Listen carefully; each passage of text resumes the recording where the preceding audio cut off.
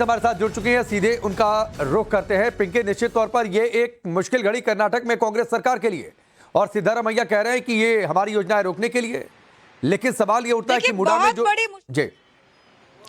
बहुत बड़ी मुश्किल की घड़ी कह सकते हैं, क्योंकि जिस तरह से पूरा मामला और एक ऑर्डर जो सामने आया उसके बाद कहीं ना कहीं सवालों के कटघरे में है सिद्धारमैया। दूसरी ओर साथ ही जो ऑर्डर आज पास हुआ उसके खिलाफ जो अब डबल बेंच को अपील कर सकते हैं। जो सूत्र हमें बता रहे हैं सीएम और ऑफिस के जो सूत्र है वो बता रहे हैं कि आप जो है डबल बेंच को ये चैलेंज कर सकते हैं, और जब तक ये सुनवाई होगी या इसे एक्सेप्ट किया जाता है तब तक जो है सिद्धारमैया के लिए राहत हो सकती है। लेकिन दूसरी ओर आज जो ऑर्डर आया उसकी कॉपी जो है जनप्रतिनिधि कोर्ट तक पहुंचेगी, और उसके बाद क्या कोर्ट जो है वो तुरंत ही इस पर केस दर्ज करने की बात कहेगा या फिर सिद्धारमैया की अपील जो है वो मान ली जाएगी। तो कहीं ना कहीं ये बहुत बड़ा सवाल, और साथ ही पूरा का पूरा जो मामला है वो कोर्ट के कटघरे में है कि आखिर अब जो है सिद्धारमैया का भविष्य क्या होगा, और क्या किसी तरह की राहत मिलेगी या सिद्धारमैया के खिलाफ जो है केस दर्ज होगा।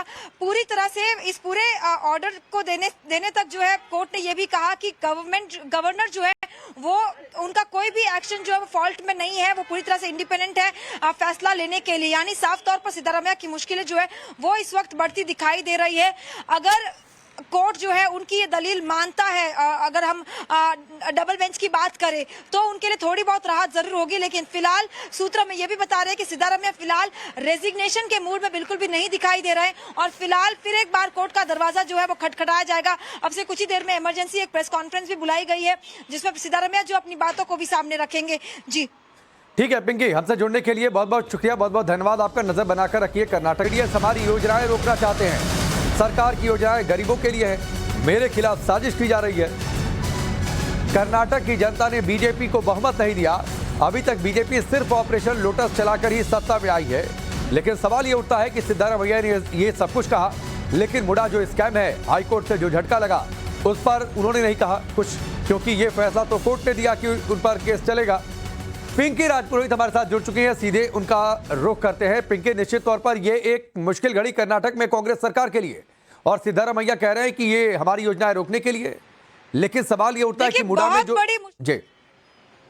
बहुत बड़ी मुश्किल की घड़ी कह सकते हैं, क्योंकि जिस तरह से पूरा मामला और एक ऑर्डर जो सामने आया उसके बाद कहीं ना कहीं सवालों के कटघरे में है सिद्धारमैया। दूसरी ओर साथ ही जो ऑर्डर आज पास हुआ उसके खिलाफ जो अब डबल बेंच को अपील कर सकते हैं। जो सूत्र हमें बता रहे हैं सीएम और ऑफिस के जो सूत्र है वो बता रहे हैं कि आप जो है डबल बेंच को ये चैलेंज कर सकते हैं, और जब तक ये सुनवाई होगी या इसे एक्सेप्ट किया जाता है तब तक जो है सिद्धारमैया के लिए राहत हो सकती है। लेकिन दूसरी ओर आज जो ऑर्डर आया उसकी कॉपी जो है जनप्रतिनिधि कोर्ट तक पहुंचेगी, और उसके बाद क्या कोर्ट जो है वो तुरंत ही इस पर केस दर्ज करने की बात कहेगा या फिर सिद्धारमैया की अपील जो है वो मान ली जाएगी। तो कहीं ना कहीं ये बहुत बड़ा सवाल, और साथ ही पूरा का पूरा जो मामला है वो कोर्ट के कटघरे में है कि आखिर अब जो है सिद्धारमैया का भविष्य क्या होगा, और क्या किसी तरह की राहत मिलेगी या सिद्धारमैया के खिलाफ जो है केस दर्ज होगा।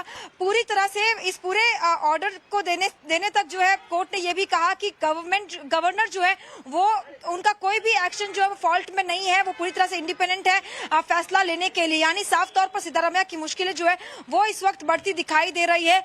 अगर कोर्ट जो है उनकी ये दलील मानता है, अगर हम डबल बेंच की बात करें तो उनके लिए थोड़ी बहुत राहत जरूर होगी। लेकिन फिलहाल सूत्र में ये भी बता रहे हैं कि सिद्धारमैया फिलहाल रेजिग्नेशन के मूड में बिल्कुल भी नहीं दिखाई दे रहे हैं, और फिलहाल फिर एक बार कोर्ट का दरवाजा जो है वो खटखटाया जाएगा। अब से कुछ ही देर में इमरजेंसी एक प्रेस कॉन्फ्रेंस भी बुलाई गई है जिसमें सिद्धारमैया जो अपनी बातों को भी सामने रखेंगे।